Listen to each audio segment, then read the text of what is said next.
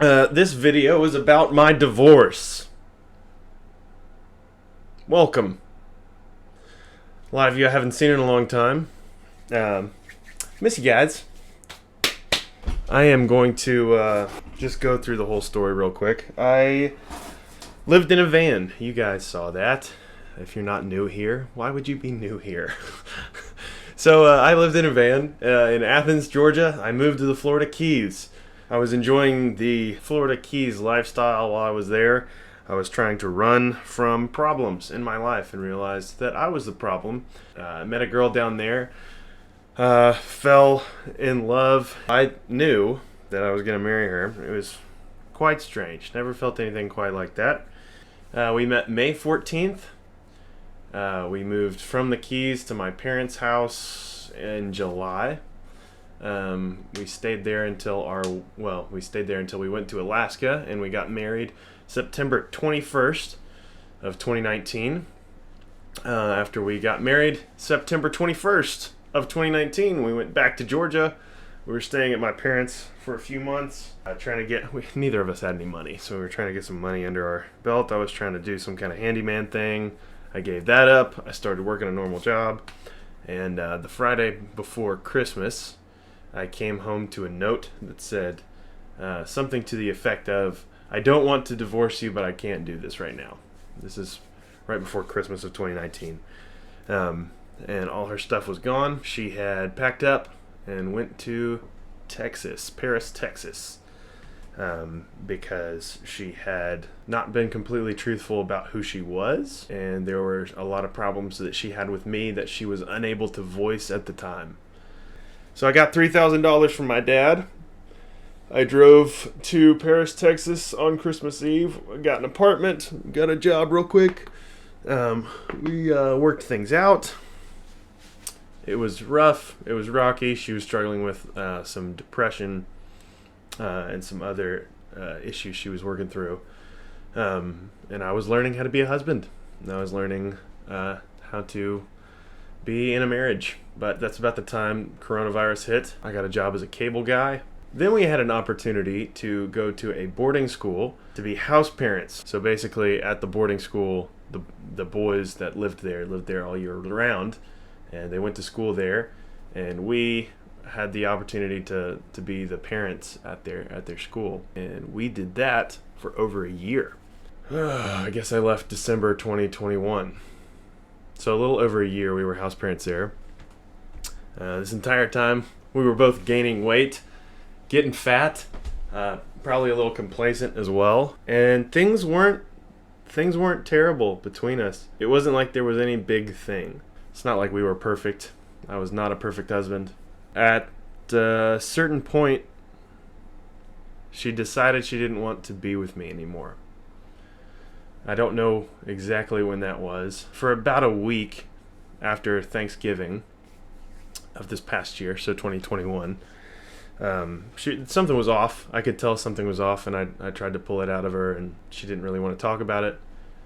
And then I think it was the 28th, whatever Sunday is near the end there, we were about to take the boys to church in the morning. I was getting ready, and she came into our little apartment that was separated from the rest of the house that we were parents at. She came in crying and said she had made up her mind that she was going to leave me, and that she was going to divorce me. I just tried to reassure her then and say, hey, we'll talk about it when we get back here. But she said she was definitely sure she was going to leave me. At least she told me in person this time. Over the next week, she told me why, which was she felt like she was wasting her time and wasting her life with me, and that she didn't feel it. She didn't feel married. She'd never felt married. She didn't feel it, the thing that you're supposed to feel when you are married, apparently. She felt like there was somebody out there better for her and somebody out there better for me.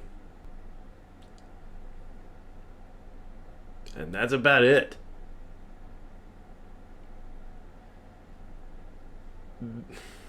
There was no one thing. There weren't like a few things. It was just her general distaste for me at that point.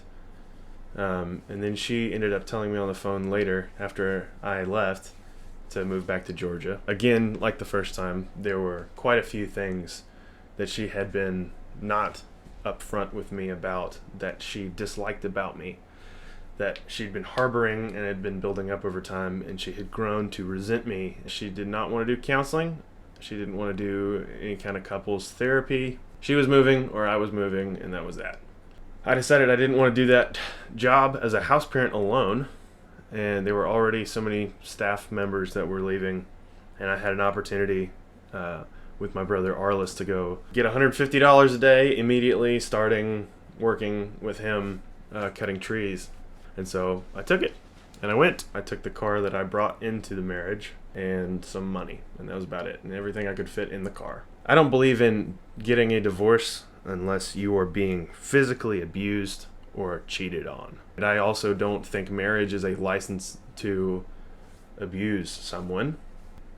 I failed in my marriage. I failed. We shouldn't have gotten married in 5 months after meeting. I should have gotten to know her better. If we had waited until after the December-ish time, where she left me the first time, it would have been very clear that she didn't actually want to marry me, or we shouldn't have gotten married. But either way, we got married, which was a mistake on my part, not giving us enough time. After we got married, I failed to lead her towards Christ in the way that I should have as a husband, which I think was ultimately what led to her making a decision to where she could say, I don't really care what the Bible has to say about divorce. It's just a sin. And so I'm going to do it instead of being unhappy for the rest of my life with you. She didn't feel like she was married to me, so she wasn't really married to me. It's a very strange thing. I mean, obviously she was actually married to me. It's been hard. It's been tough. I've been doing okay. A lot of subconscious stuff that I've been going through. I've been realizing more and more. I've been good. Like, I haven't been suicidal, or gosh, I haven't been suicidal. I haven't been depressed. I'm just trying to move on with my life, and I don't have any contact with her anymore, and the divorce was final. She got it all done without me. I had no input in it whatsoever. I got a notice that I was being sued for divorce. I replied in protest, and then I was sent papers eventually that my marriage had been dissolved. I think I've dealt with it really well emotionally.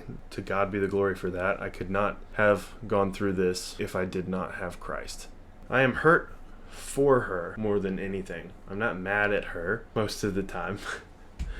But I am hurt for her, and if you could pray for Keely, that would be great. I do want to say that by no means is any of this like a complete story or a comprehensive anything. It's kind of just a summary from my point of view and what I've been going through. So I am in Athens now, and I have, I don't know if you can see it. Yeah, you can see that. With some help from some friends, have started a pressure washing and soft washing company that is doing pretty well. I'm able to feed myself and maybe a little bit more than that. I'm excited to see where that takes me. I'm looking at different options for the future with different kinds of investments. I have joined a local church, Winterville First Baptist. I live in Winterville. Found a roommate on Facebook Marketplace.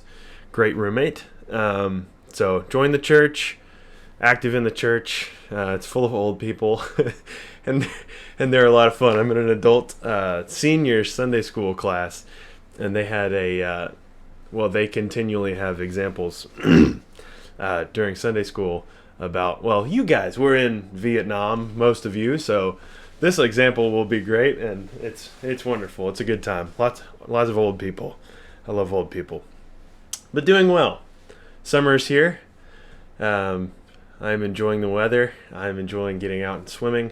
I have been losing weight. I don't know if you could really tell in that clip a while ago how much weight I had really gained. I was maybe, gosh, 230 and not muscular. Now I'm below 200, kind of a thing. So losing weight, I need to start working out again. If you are a friend that still lives in Athens and you would like to see me, please reach out. My number is the same as it used to be. So go ahead and send me a text. If you don't have my text, you can probably reach me on here. But yeah, I'd enjoy saying hello, getting together, having some coffee, talking.